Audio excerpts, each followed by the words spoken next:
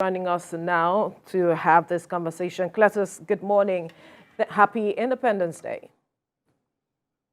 Same to you on TVC and same to all Nigerians. Right. Let me begin by asking you what you make of the president's address to the nation, if it addressed the critical issues that are facing Nigerians at this point. Sitting on the podium and on the platform as president of Nigeria, the president captured the reality as is open to him.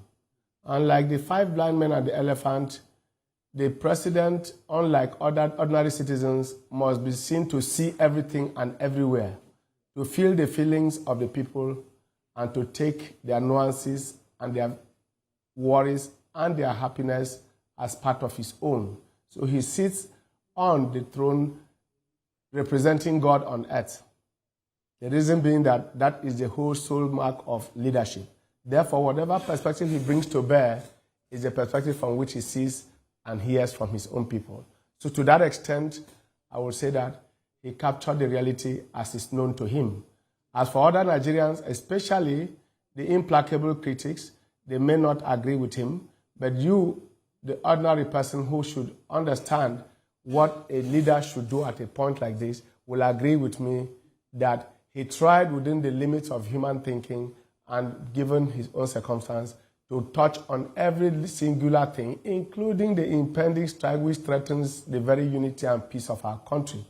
As I was coming here, I was just looking at the wordings of our national anthem, which says all compatriots, meaning all of us united as patriots. Com is a Greek word for communal, and of course for patriots, you should know the love of country. So if they say all Nigerians arise, that means first we have a duty to serve our fatherland.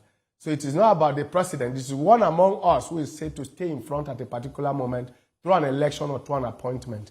And in some other circumstances, extenuating circumstances like the coups, you have a leader sitting there. In all this, you are bound to have a leader who at each time takes the realities of his own circumstances and the situation on ground. And I think President Tinubu in this address did as much as possible to cover the field.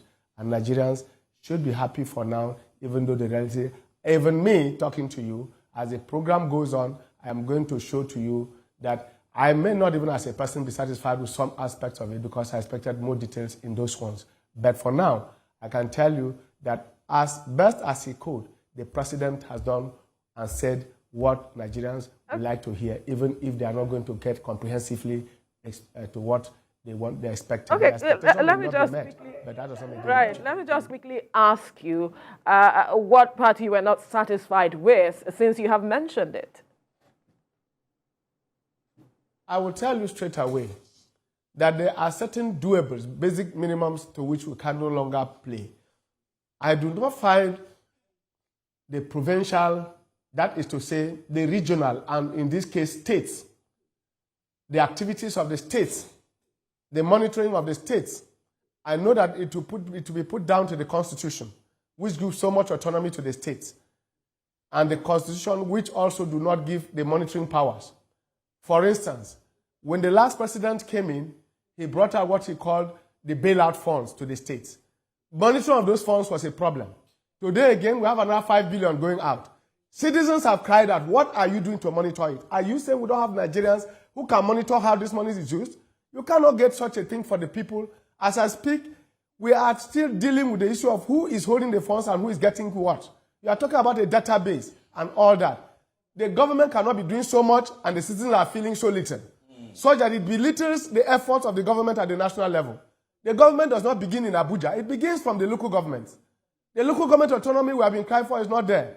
All the people who are living in this country, including the president, come from a local government, come from a village, come from a community. That is where the action is. Every borehole you are putting, every electric pole, every wire you are putting to wire an electricity or putting out a solar light, it is situated in a community, in a village. Therefore, those people who live there should be made to take an own government. It shouldn't be somebody from Abuja telling us where an electric pole should be planted in my village. You can't go to Bumaja and know the streams more than me and tell us that we need water when indeed streams are flowing over the places. We don't need water. We will need electricity. So you must have to get that done and monitoring done. For instance, there are some people who don't even believe in this government. There are some people who didn't even believe in the ideology or the manifesto of this party. So beyond party politics, there are people who have lived in this country and who know that getting these things to the people is more important. So I am not satisfied with the monitoring of the money that the federal government, this regime, under Tinubu, President Tinubu, has released, and we are not monitoring it.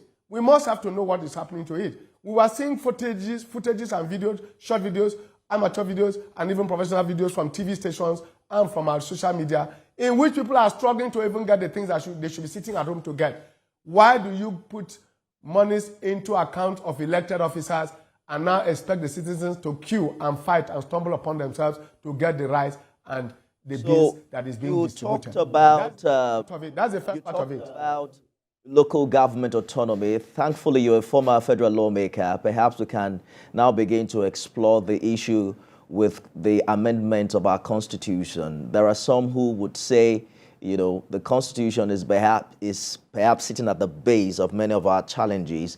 The document says with the people, but doesn't really capture the interest of the people, so to speak. We have seen the last local government chairman that spoke against his governor is now in police custody. Even within the party, there was a fracas between the commissioner and, you know, a chairman of a ward. It was over the distribution of palliatives and things like this. But we have seen year after year how the local government autonomy amendment bill has been rejected at the state houses of assembly. Speak to us about how Nigeria can navigate this constitution amendment process in such a way that will create systems. You know, you are talking passionately about monitoring resources. It speaks to, you know, the importance of the local government, but it's not getting as much grip and as much relevance that it's supposed to have. Yes, local government autonomy suffered a terrible blow between 2003 and 2005. It began, unfortunately, in my state, Cross River State. And this is precisely what we are discussing. Luckily for us, this time, we have a governor who comes from the parliament as well, and therefore understands the people very well, because he represented first as a federal house lawmaker before he became a senator, and now he's a governor. I mean, Governor Otu. He is completely going to take that to a different level. The autonomy of local governments has been eroded by the tyranny of governors. We have a second set of tyrants called governors in our country today.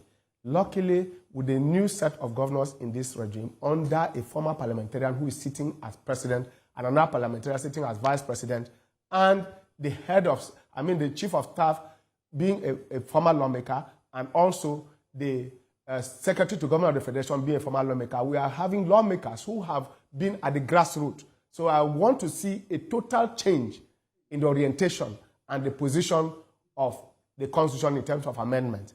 Do you remember that we need 24 state houses of assembly to amend the Constitution?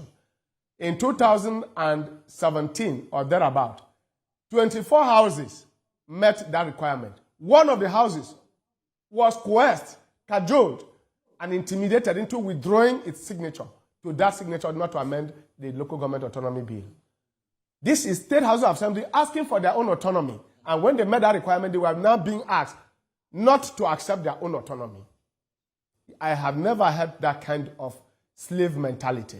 And this is precisely where we are now, and that is where we are lucky with the present president and the crop of leadership that we have. From the National Assembly, they have tested it all. They've been governors, they've been ministers, like the Senate president. He's been a minister, he's been a senator, he's been a commissioner, and now he's sitting as Senate president. So amendment of that law and the governors that are sitting in most of the states today is going to be easier. And I want to see local government return to what they were. I know people in my place who are known as local government contractors who fed the community and do community roads with their personal money gotten from contracts that were gotten from local government. That is only one part of it. At the national level, like I said, each time the federal government wants to give bailout, the states are very willing to collect. But each time local government demand autonomy, you hear the sack of local government. I remember in 2002, a local government chairman challenged the governor of Cross River State, then Duraju, and he was removed. I remember that the chairman of Akpabio then, Joshua, He was removed for challenging the government at that time, just like you are citing the present one. So that tyranny, that autonomy can only be gotten with the present set of leadership that we have from the president through the vice president to the senate president to this SGF. That autonomy can be required now, and the power returns to the people, because devolution of powers is at the root of all the restructuring we are talking about in Nigeria. Returning power to the people. And those people are residing, like I said, in the local government. Now, at another level, the NLC strike and all that. No, just before you go there. Just a minute, Mr. Obun, because you have made reference to the hierarchy of current leadership we have and their experience in the legislature, so to speak. But you also remember that they are not going to single-handedly, dole out this amendment. Like you said, you need the support of the state houses of assembly. So how do we get that? Are you saying that because we have the president, a chief of staff, and a senate president that were once lawmakers, it will be easy to achieve? Or the people at the grassroots now need to demand, their representative at the state houses of assembly to do the right thing? Now, it is in two layers. It is not a turnkey technology. It is not an automated machine that you steamroll. I am saying that first, citizen participation. Citizenship participation is at the core of our crisis. Nobody has reason to ask, where is my local government allocation in any local government? The so-called youth organizations, the so-called civil society organizations who go to sit to talk about palliatives have never sat to ask why money for local governments have not been given to them. Nobody has gone to court to challenge that. It is actionable because the joint allocation for state and local governments is constitutional. How many of our lawyers, how many of our civil society groups have gone to court to challenge and ask the Supreme Court to interpret and force the states to give money to the local government? There are subterfuges going on. There are several fraudulent things going on.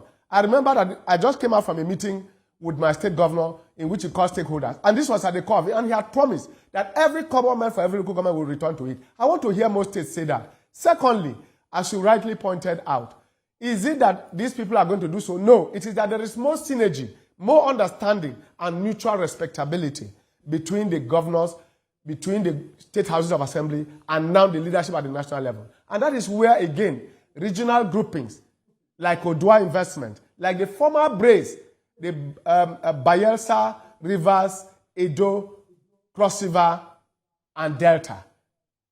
This Brace, that is for the South-South zone. And of course, the summit of the Southeast just took place in Owerri some 2 days, 48 hours ago. These regional groupings can come together and then get the lobbying groups, get into it. It's about lobbying, it's about, in any case, these federal lawmakers, state lawmakers are all from us. We are going to vote for them. With Vivas now, you can't bluff anybody at the polling unit. So they will either have to listen to us or we won't listen to them during the voting period. So the lobbying process and the quality of people that are now in government will make the synergy between the executive and the state, both at the party level, the parliamentary level, and the executive level of the governor, come together and then brace up with the National Executive Committee members and, of course, the National Assembly members, along with the ministers, to go back to their zones and to their states to ask and insist that these amendments can be made in order to free the federal government, free even the state from concentration of power. Because this concentration of power at the national level and the state level. Because we are running out of time.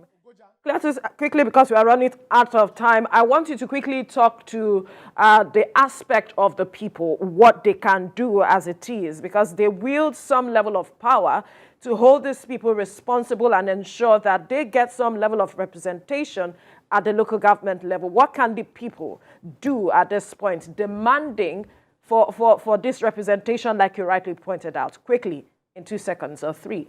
Now, let me ask you, we are just seeing the Mohbad riots. The Mohbad riots. That is for entertainment, because they can no longer hear the song and the manner in which the man died. Yeah. We are seeing all kinds of street candles being lit across the world. Protest. Why can't we have that replicated in the State House of Assembly for people to go and sit and say to them that today we are coming here, you must amend the local government. We are now hearing that they have sent the bill to you in this house. You must amend it. Go and sit in the National Assembly, sit in the State Assembly, and say to them, you must pass this bill to get this. Why are we not getting that mobilization from the youths? from the people? Why are we getting it only when it comes to entertainment? When we are doing a Big Brother Nigeria?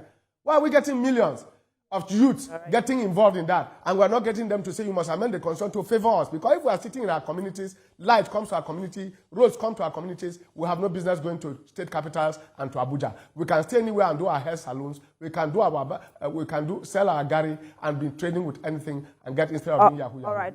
Why are they not doing that? We must mobilize the youth. This would be a fine place to leave this conversation this morning, gentlemen. Cletus Obun, former federal lawmaker and